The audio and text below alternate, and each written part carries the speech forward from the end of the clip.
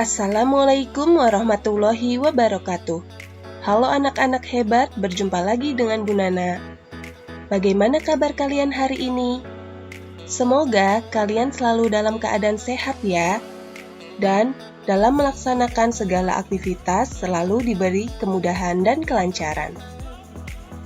Pada pertemuan kali ini, kita akan belajar teks eksplanasi.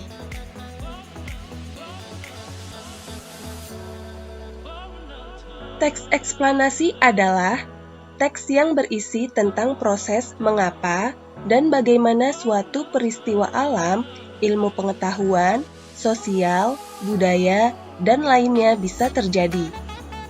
Teks eksplanasi juga bisa diartikan sebagai teks yang menjelaskan tentang proses terjadinya atau terbentuknya suatu fenomena alam atau sosial, ilmu pengetahuan, budaya, dan lainnya. Informasi yang ada di dalam teks eksplanasi berasal dari hasil pengamatan, dirasakan, dan juga dijadikan sebagai pembelajaran bagi pembacanya. Pada teks eksplanasi, sebuah peristiwa timbul karena ada peristiwa lain sebelumnya, dan peristiwa tersebut mengakibatkan peristiwa yang lain lagi sesudahnya. Adapun tujuan teks eksplanasi, 1. Menjelaskan fenomena yang terjadi.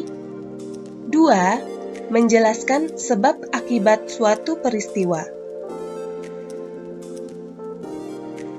Ciri-ciri teks eksplanasi.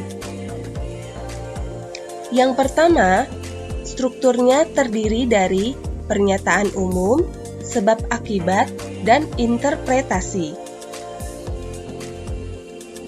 Jadi, dalam suatu teks eksplanasi pasti memiliki struktur berupa pernyataan umum, sebab akibat, dan interpretasi.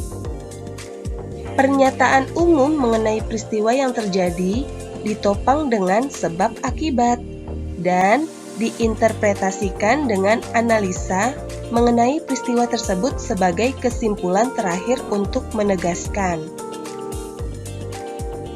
Yang kedua, informasi berdasarkan fakta dan data. Penjelasan harus disertai dengan segala bentuk data-data akurat yang didapatkan.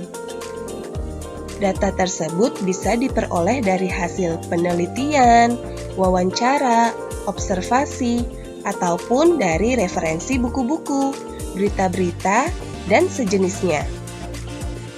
Data dalam teks eksplanasi harus bersifat fakta nyata di lapangan. Oleh karena itu, teks jenis eksplanasi selalu berkaitan dengan peristiwa nyata. Yang ketiga, bersifat objektif. Teks eksplanasi harus bersifat objektif. Jangan hanya ala kadarnya, tanpa data dan fakta. Tidak diperbolehkan hanya melakukan hayalan atau perspektif belaka. Maksudnya, hanya pendapat itu tidak diperbolehkan ya. Yang keempat, membahas mengenai pengetahuan dan peristiwa. Teks eksplanasi bukan hanya sekedar teks cerita tanpa tujuan yang jelas. Bukan hanya sekedar untuk hiburan dan sejenisnya. Namun, teks eksplanasi ini harus memberikan suatu informasi dan pengetahuan yang akan dipaparkan sesuai dengan peristiwa yang terjadi beserta proses-proses sebab akibatnya. Yang kelima, bersifat informatif. Teks eksplanasi harus bersifat memaparkan data, menjelaskan informasi secara nyata tanpa bersifat menggurui dan mendoktrin.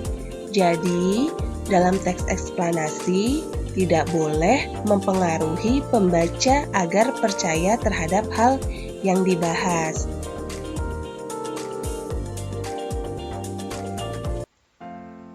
Struktur teks eksplanasi. Struktur teks eksplanasi ada 3. Yang pertama, pernyataan umum, isinya tentang gambaran umum dari teks eksplanasi. Yang kedua, deretan penjelas yang berisi urutan sebab akibat. Yang ketiga, interpretasi yang berisi kesimpulan. Ayo kita bahas satu persatu. Yang pertama tadi strukturnya ada pernyataan umum. Pernyataan umum ini merupakan bagian pertama dari teks eksplanasi. Isinya mengenai penyampaian topik atau permasalahan yang akan dibahas.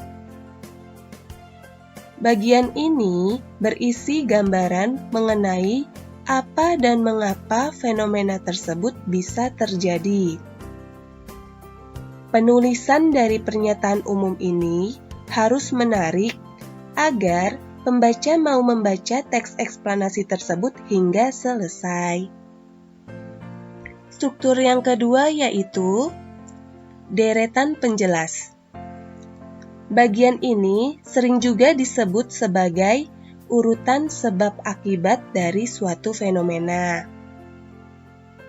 Pada bagian ini terdapat penjelasan yang detail dari suatu fenomena yang dibahas secara mendalam dan berdasarkan urutan waktu. Jadi dibahasnya secara runtut. Selanjutnya struktur yang ketiga yaitu interpretasi. Nah, ini merupakan bagian akhir atau penutup dari teks eksplanasi. Berisi intisari atau kesimpulan dari topik atau proses yang dibahas. Nah, sekarang Ibu sajikan contoh teks eksplanasi. Kalian bisa mempelajarinya masing-masing. Berikut contohnya. Contohnya yang Ibu ambil yaitu fenomena banjir ya. Nah, seperti yang dibahas sebelumnya, pada bagian pertama itu terdapat pernyataan umum. Jadi, pada bagian pertama ini terdapat pernyataan umum yang berisi gambaran umum tentang banjir. Silakan dibaca, difahami isinya.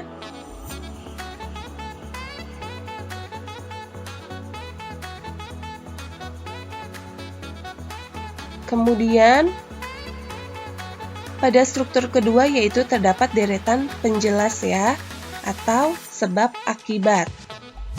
Jadi, pada bagian ini, kamu menuliskan sebab akibat terjadinya banjir. Silahkan dibaca.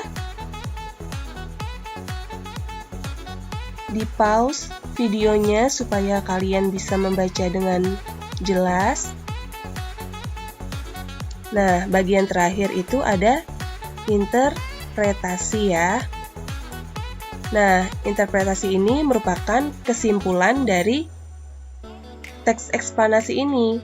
Pada pembahasan ini kita mengambil contoh teks eksplanasi berupa banjir. Jadi nanti kesimpulannya tentang banjir. Seperti itu.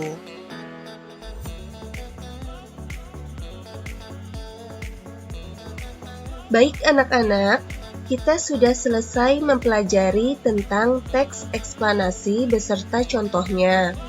Nah, tugas kalian sekarang yaitu yang pertama, kalian baca buku tema 3 halaman 1 dan 2, yaitu teks yang berjudul Listrik Pengubah Wajah Dunia. Kemudian, kalian kerjakan halaman 3. Tugas yang kedua, dari teks halaman 1 dan 2, kamu tentukan struktur teks eksplanasinya. Terdapat pada paragraf berapa saja. Nah, setelah selesai, upload pekerjaanmu pada GCR. Jangan lupa klik serahkan. Oke anak-anak, sekian pembelajaran untuk hari ini. Semoga kalian mengerti Terima kasih, sampai jumpa di video selanjutnya.